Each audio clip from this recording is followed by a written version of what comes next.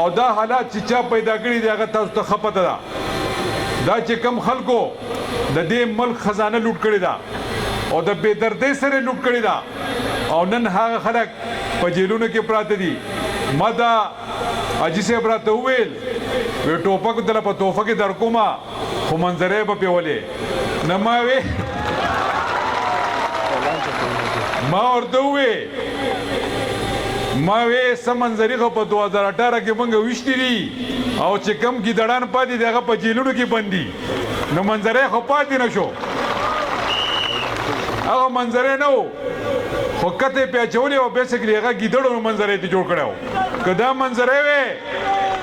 نو دی به چېرته داسې کردار د نه ادا کوو منظرې د ځنګل بادشاه وي هغه د ځنګل هر دغه ته پروټیکشن ورکوي نو دا خو هغه نه دي بیا به ویل په 2017 کې غالبا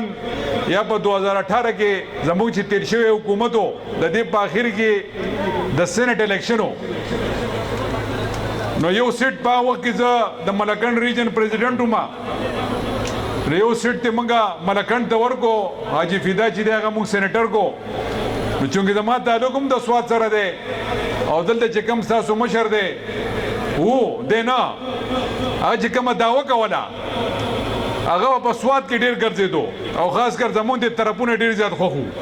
نو هلته به په ویډیو کې ویل د سواد خلکو په تاسو کې څوک داسې سړی نه و چې هغه د سینټ ټیکټ ورکړی وی خو نن ورته زه یم د سواد په خلکو کې زه ځکه کوو چې نن محمود خان د سواد د خاورې د ملکنډ سره تعلق ساتي او دلته د خپل وزیر اعلی په شکل کې تاسو ته ولاړ دی او ویل به سیاست پې پرېږدم خو په دې خلکو کې پښتو نشته